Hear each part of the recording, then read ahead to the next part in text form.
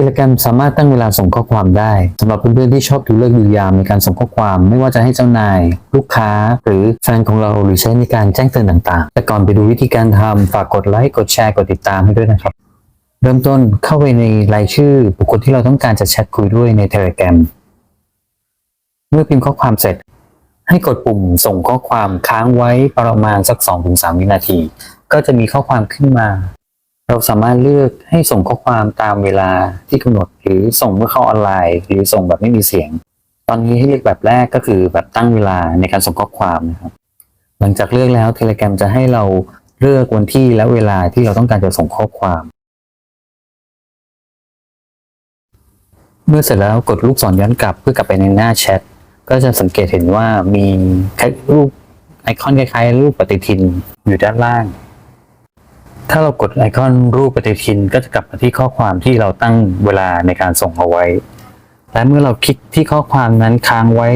เราสามารถแก้ไขข้อความได้โดยกดไปที่ไอคอนด้านบนที่เป็นรูปดินสอ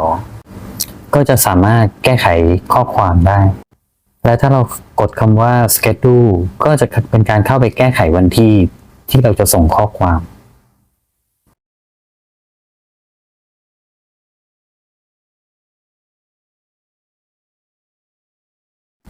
เมื่อถึงเวลาที่เราตั้งไว้ระบบก็จะส่งข้อความตามที่เรากำหนดเพียงเท่านี้เราก็จะไม่พลาดเลิกงามยามดีที่เราไปดูมาในการส่งข้อความให้เจ้านายลูกค้าหรือแฟนของเรานอกจากนี้เรายังสามารถส่งข้อความให้กับคนที่เราต้องการโดยกำหนดว่าให้ส่งข้อความเมื่อเขาออนไลน์โดยทำตามขั้นตอนเดิมนะครับแต่เลือกในเมนูที่2ก็คือ Send when online แต่ถ้าของเพื่อนๆคนไหนไม่เห็นเมนู Send when online ในหน้านี้ให้กด Schedule Message แทนนะครับเมื่อกดแล้วให้ไปสังเกตที่หน้าที่ให้เราเลือกวันที่และเวลาด้านมุมบนขวานะครับกดที่เป็นรูปจุด3จุดก็จะมีเมนูนี้เช่นกัน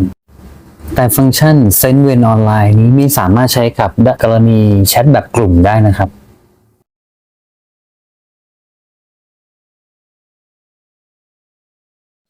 และถ้าเราต้องการลบข้อความที่เราตั้งเวลาไว้ก็ให้คลิกค้างไว้ที่ข้อความนั้นแล้วก็กดเลือกถังขยะมุมบนขวานะครับแล้วก็กด Confirm Delete เพียงเท่านี้ก็จะเป็นการลบข้อความที่เราตั้งเอาไว้